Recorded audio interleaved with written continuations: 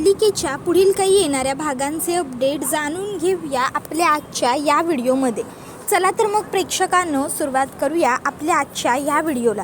तर इथे आपण आता पाहणार आहोत की कशा पद्धतीने आता इकडे सारंग आणि सावलीला एकत्र आणण्यासाठी अभिर आणि ओवी एक नवीन शक्कल लढवणार आणि तिलोत्तमाचा सर्व मात सुद्धा जिरवणार।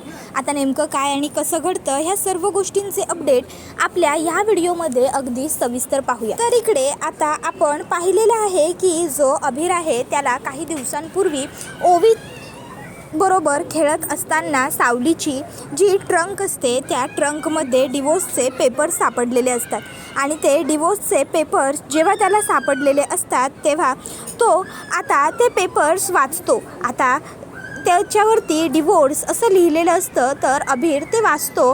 मग आता तो विचार करतो हे कोणाचे पेपर असतील बरं आणि हे आईच्या ट्रंकमध्ये काय करतायत। मग आता अभिर ते पेपर व्यवस्थित वाचायला घेतो तर त्यामध्ये त्याला मग सावलीचं नाव दिसतं आणि इकडे सारंगचं सुद्धा नाव दिसतं। त्याला सारंग मेंधळे असं नाव त्याने वाचल्याबरोबर लक्षात येतं की याचा अर्थ हे तर ओवीचे बाबा आहेत। पण मग ह्यांचं नाव आईबरोबर डिवोर्स पेपरवर आहे म्हणजे ओवीचे बाबा हेच माझे पण बाबा आहेत का। मग आता अभिर ओवीला बोलवतो आणि ओवीला म्हणत असतो ओवी हे बघ काय, आणि मग तो ओवीला सांगतो की ओवी तुझे बाबा माझे पण बाबा आहेत, माझी आई तुझी पण आई आहे। त्यावर ओवी म्हणते अरे अभिर हे कसं शक्य आहे। मग अभिर म्हणतो हे बघ ना ओवी, अगं आपल्या आईबाबांच्या घटस्फोटाचे कागदपत्र। मग आता ते दोघं ठरवतात की हे सगळं जाऊन जगन्नाथला विचारायचं। मग ते येऊन जगन्नाथला विचारतात की आजोबा आमच्या आईचं आणि बाबांचं सत्य आम्हाला सांगा। जगन्नाथ म्हणतो कोणाच्या आईबाबांचं सत्य, काय बोलताय तुम्ही दोघं, हे बघा उगाच वेड्यासारखं काहीतरी बडबडू नका। मग ते दोघंही म्हणतात आम्हाला सगळं कळलं आहे आजोबा। आणि मग ते डिवोर्स पेपर्स जे असतात ते दोघंही जण आता लगेचच इकडे त्यांना दाखवतात आणि म्हणतात अजून तरी आम्हाला फसवू नका आजोबा, आता तरी प्लीज आम्हाला जे काही असेल ते खरं खरं सांगा ना आजोबा, प्लीज आजोबा, आजोबा प्लीज। मग मात्र इकडे आता लगेचच जगन्नाथचा नाईलाज होतो आणि म्हणतो बरं बरं बरं ठीक आहे सांगतो, मी सगळं सांगतो, पण हे सगळं मी तुम्हाला सांगितलं आहे हे सावलीला कळू देऊ नका। सावलीला मी तुम्हाला हे सगळं सांगितलं आहे हे अजिबात आवडणार नाही। आणि मग आता जगन्नाथ लगेचच त्यांना सांगू लागतो की कशा पद्धतीने कसं तिलोत्तमाने सावलीला त्रास दिला। तुमच्या आजीला काळ्या रंगाचा तिटकारा होता, तिला काळा रंग बिलकुलच आवडायचा नाही आणि तुमच्या आईचं आणि बाबाचं लग्न झालं। सुरुवातीला तुमच्या बाबाला सुद्धा तुमची आई आवडायची नाही, ते दोघं जण एकमेकांबरोबर राहायचे सुद्धा नाही कारण तुमच्या बाबाला तुमची आई आवडायचीच नाही। मग थोडे दिवसांनंतर हळूहळू तुमच्या बाबाला तुमची आई आवडायला लागली आणि त्याच्यानंतरनं तुमच्या आजीला मात्र तुमची आई नाहीच आवडायची। कालांतराने हळूहळू तुमच्या आईने तुमच्या आजीचं मन जिंकून घेतलं आणि तुमच्या बाबाचं तर तिच्यावरती प्रेम होतंच, पण मग ती अमृता काकू आहे ना तिच्याबरोबर तुमची आई बाहेर गेली होती आणि तेव्हा तिच्याकडून न झालेल्या एका चुकीची शिक्षा तुमच्या आजीने तिला दिली आणि तुमच्या आईला त्या चुकीची शिक्षा सहन होत नव्हती। तुमच्या आईला आपला दोष नसताना आपल्याला दोषी धरलेलं पटत नव्हतं आणि तुमची आजी मात्र सतत येऊन जाऊन तुमच्या आईलाच सर्व गोष्टींसाठी गृहीत धरायची। मग तुमच्या आईने तुमच्या आजीविरुद्ध आवाज उठवला, तिने बोलण्याचा प्रयत्न केला, सांगण्याचा प्रयत्न केला की हे सगळं चुकीचं आहे, मी काहीही केलेलं नाही आहे। तेव्हा तुमच्या त्या आजीने तुमच्या आईला घरातनं बाहेर काढलं। तुमच्या बाबाला तुमच्या आईला काहीही थांबवता वगैरे आलंच नाही। त्यावर अभिर म्हणतो पण बाबा गप्प का बसले, मग त्याने माझ्या आईला का नाही थांबवलं। त्याबरोबर ओवी म्हणते हो ना, आमच्या आईला का जाऊ दिलं आमच्या बाबाने, आणि मग बाबाने मला त्याच्याकडे ठेवून का घेतलं आणि अभिरलाच आईबरोबर का घालवलं। त्याबरोबर मग जगन्नाथ त्यांना सांगतो की तेव्हा तुमचा जन्म झालाच नव्हता रे बाळानो, तेव्हा तुम्ही दोघंही तुमच्या आईच्या पोटातच होतात, तेव्हा कोणाला माहीतच नव्हतं की तुम्ही दोघं जण आहात म्हणून। जर तुम्ही आहात हे कोणाला माहीत असतं तर तुमच्या आईवर ती वेळ आलीच नसती तेव्हा। त्यावर मुलं पुढे प्रश्न विचारू लागतात की आणखीन आम्हाला प्रश्न पडलेत। त्यावर जगन्नाथ म्हणतो मुलांनो आता सध्या मी तुमच्या एवढ्याच प्रश्नांची उत्तरं देऊ शकतो, आपण बाकीचं नंतर बोलू। त्याच्यानंतर जगन्नाथ तिकडनं निघून जातो, खरं तर तो हळवा झालेला असतो। तर आता इकडे ओवी आणि अभिर या दोघांनाही खूप संताप झालेला असतो, राग आलेला असतो तिलोत्तमाचा. ते विचार करतात की या आजीने असं का केलं, आजीने जाणून बुजून आईला आणि बाबांना एकमेकांपासून दूर का केलं. अभिर म्हणतो आपण आजीला जाब विचारायचा म्हणजे विचारायचंच, आजी असं का वागली हे आपल्याला कळायला हवं ना ओवी. त्यावर ओवीसुद्धा म्हणते हो ना, मला एवढी वर्ष माझ्या आईपासून लांब राहावं लागलं. सगळी मुलं त्यांच्या आईबरोबर स्कूलला यायची आणि मला कधीच नाही जाता आलं. सगळ्या मुलींच्या आई त्यांच्या 2 वेण्या घालून द्यायच्या, पण मला नेहमी अमृता काकूच सगळं तयारी करून द्यायची. त्यावर अभिर म्हणतो हो ना, माझ्यासुद्धा मित्रांच्या बाबांबरोबर ते नेहमी जत्रेत फिरायला यायचे, मंदिरात दर्शनाला जायचे, पण मला कधीच माझ्या बाबांबरोबर दर्शनाला नाही जाता आलं. मला कधीच माझ्या बाबाच्या खांद्यावर बसून जत्रेत फिरता नाही आलं. आता ह्या सगळ्या गोष्टींचा जाब विचारायचा आपण आपल्या आजीला. मग आता ते दोघंही तिलोत्तमाकडे येतात. तिलोत्तमा म्हणते ए माझ्या खोलीत काय करताय, आणि तू अभिर माझ्या खोलीत यायचं नाही, या निघ इकडनं. ओवी बाळा तुझं काही काम होतं का.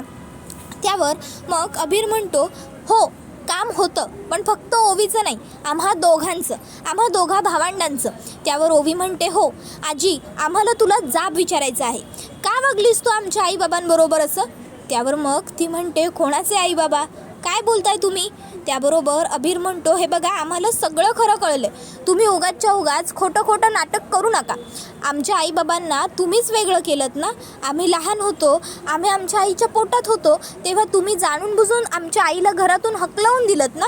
आणि मग आमच्या बाबाने सुद्धा आमच्या आईला थांबवू नये म्हणून तुम्ही बाबाला दम दिलात ना, बाबाला घाबरवलत ना तुम्ही की तू तुझ्या बायकोला थांबवायचं नाही म्हणून तुमच्यामुळे आमचे आईबाबा वेगळे झाले. आम्हाला लहानपणापासून आमच्या आईबाबाचं प्रेम नाही मिळालं. पण लक्षात ठेवा, जरी तुम्ही आमच्या आईबाबाला वेगळं केलेलं असलं ना तरीसुद्धा आता मात्र तसं काहीही होणार नाही आहे. आता आमचे आईबाबा आमच्याबरोबर राहणार, आम्ही आमच्या आईबाबांना पुन्हा एकत्र घेऊन येणार. ओवीसुद्धा म्हणते आजी तू असं का वागली, तुला का असं वागायची काय गरज होती. त्यावर अभिर म्हणतो तुमच्यामुळे आमचं सगळ्यांचंच केवढं मोठं नुकसान झालं आहे, तुम्हाला माहिती आहे का. एवढी वर्ष आमच्या बाबांना त्यांच्या बायकोपासून लांब राहावं लागलं, एवढी वर्ष आमच्या आईला तिच्या नवऱ्यापासून लांब राहावं लागलं, एवढी वर्ष आम्हा 2 भावंडांना एकामेकापासून लांब राहावं लागलं, एवढी वर्ष माझ्या आईपासून ओवीला लांब राहावं लागलं, पर्यायाने तिच्या आईपासून तिला लांब राहावं लागलं, मला माझ्या बाबांपासून दूर राहावं लागलं, मला बाबांचं प्रेम मिळालं नाही, बाबांना मुलाचं सुख मिळालं नाही, तुमच्यामुळे झालं हे सगळं. त्यावर मग लगेचच आता तिलोत्तमा म्हणते ए गप्पा बस रे कार्ट्या, हे बघ तेव्हाची परिस्थिती काय होती ना ते तुला माहिती नाही आहे ना, त्यामुळे तुझी जीभ एवढी चुरू चालते. तुझ्या आईमुळे आमच्या संपूर्ण मेहेंदळे कुटुंबाला ग्रहण लागलंय. तुझ्या आईचा जो काळा रंग आहे ना तो फक्त वरूनच नाही, तिच्या मनातून आतून सुद्धा तसाच आहे, समजलं ना.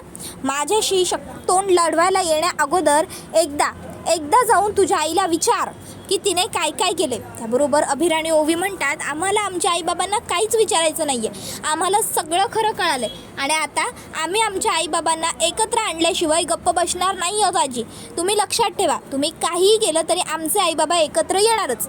मग अभिर आणि ओवी पुन्हा जगन्नाथकडे येतात आणि त्याला सांगतात की आम्हाला आईबाबांना एकत्र आणायचं आहे, त्यासाठी आम्हाला काहीतरी करायचं आहे, आम्ही काय करू शकतो. जगन्नाथ त्यांना म्हणतो त्याच्यात मी तुमची काही मदत करू शकत नाही. जर तुमच्या आईला कळालं ना की या सगळ्यात मी तुमची मदत केली आहे तर ती माझ्यावर खूप रागवेल. मग आता ते दोघंही विचारतात की आईबाबांचं लग्न कधी झालं होतं. मग जगन्नाथ त्यांना तारीख सांगतो.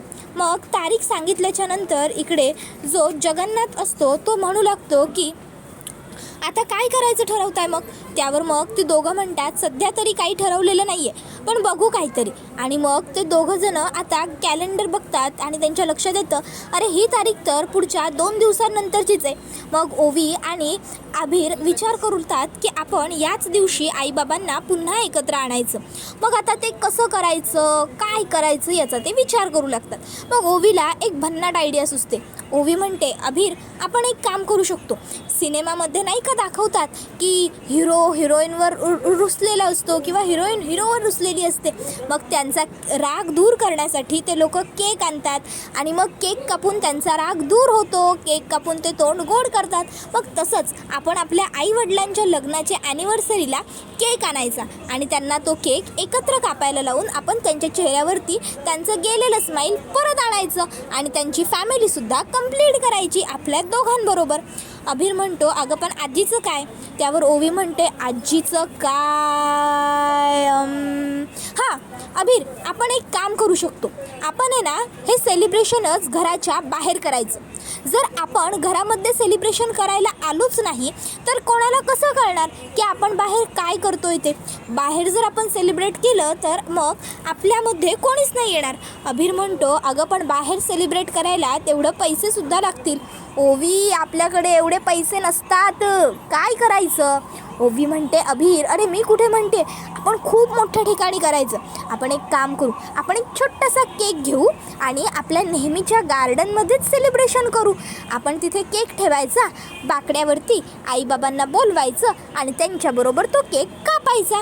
बस, मग आईबाबांना आपण सांगू की आम्हाला माहिती आहे तुम्हीच दोघं आमचे आईबाबा आहात आणि आता आम्हाला आमची आई आणि आमचे बाबा दोघंही एकत्र हवेत. आम्हाला त्यांचं एकत्र प्रेम हवं आहे, आम्हाला आमची फॅमिली हवी आणि आम्हाला आमची फॅमिली देण्यासाठी तुम्ही दोघांनीही एकत्र या.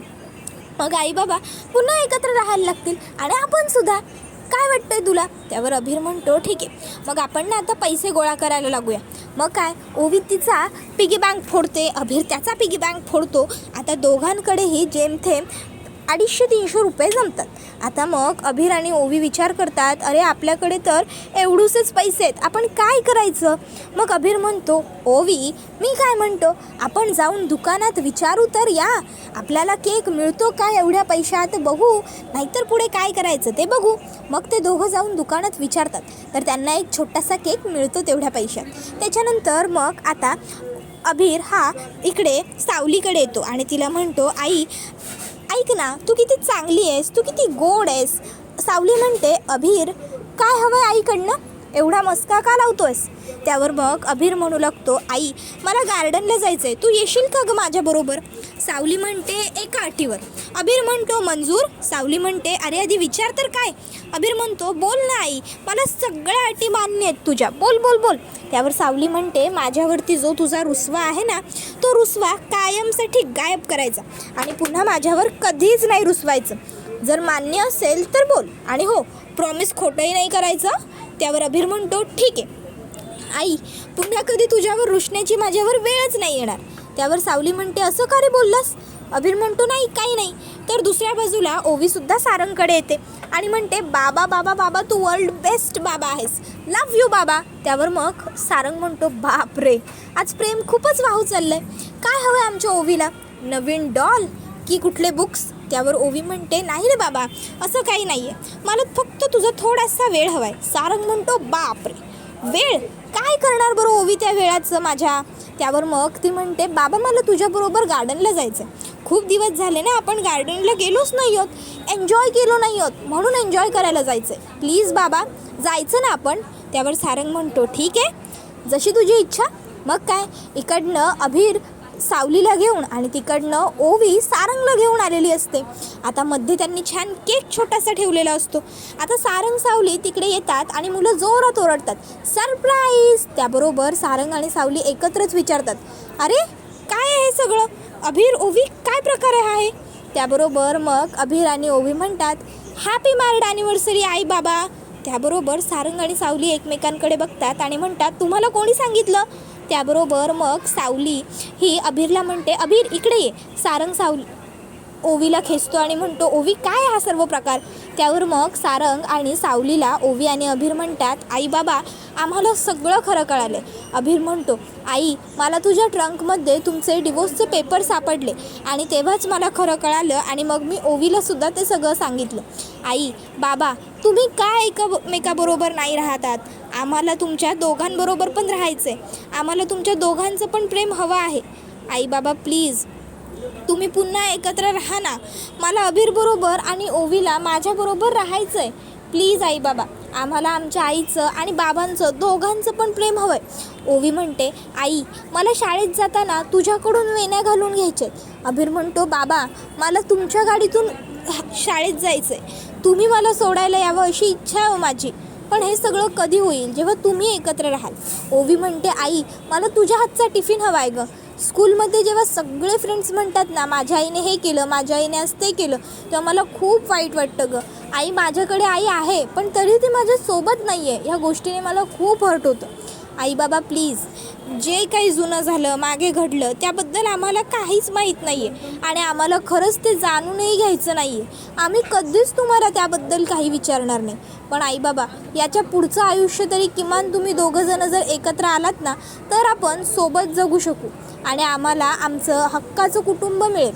आई बाबा प्लीज, किती दिवस असे आपण चौघं वेगवेगळे राहणार आहोत. यामुळे तुम्हाला दोघांनाही त्रास होतोय आणि आम्हालाही. प्लीज प्लीज आई बाबा, आपण एकत्र येऊयात ना. आता मुलांच्या मनातली ही सळ, मुलांच्या मनातली ही कळकळ ऐकून सारंग आणि सावली दोघंही भावनिक झालेले असतात. तर इकडे मग सारंग आणि सावली मुलांना जवळ घेऊन घट्ट मिठी मारतात. तर ओवी आणि अभिर म्हणतात, मग आजपासून आपली फॅमिली कंप्लीट झाली, बरोबर ना. ओवी आणि मी भाऊ बहीण. त्याबरोबर मग ओवी म्हणते, आणि हे आपले आई बाबा, बरोबर आई बाबा. त्याबरोबर मग सारंग आणि सावली फक्त एकमेकांकडे बघतात आणि मुलांकडे बघतात. त्याबरोबर मुलं खूप खुश दिसतात त्यांना. दोघांचेही डोळे भरून आलेले असतात आपल्या मुलांना इतका आनंदात बघताना. त्याबरोबर हा व्हिडिओ इथेच संपतो. व्हिडिओ आवडला असेल तर व्हिडिओला लाईक करा. चॅनलवर नवीन असाल तर चॅनलला सबस्क्राईब करा आणि बेल आयकॉन आठवणीने प्रेस करा, जेणेकरून तुम्हाला पुढच्या प्रत्येक व्हिडिओचं नोटिफिकेशन मिळत जाईल. आता तुम्हाला मुलांच्या ह्या आनंदाबद्दल काय वाटतं आणि आता सारंग आणि सावली ह्या सर्वाबद्दल मुलांना कसं पॉझिटिव्ह उत्तर देतील हे आम्हाला कमेंटमध्ये नक्कीच सांगा. चला तर मग प्रेक्षकांनो, आजच्या पुरतं इथेच थांबूया. पुढचा व्हिडिओ येईपर्यंत या व्हिडिओचा छान पद्धतीने आनंद घेत राहा. टाटा बाय बाय, धन्यवाद. Take care all of you.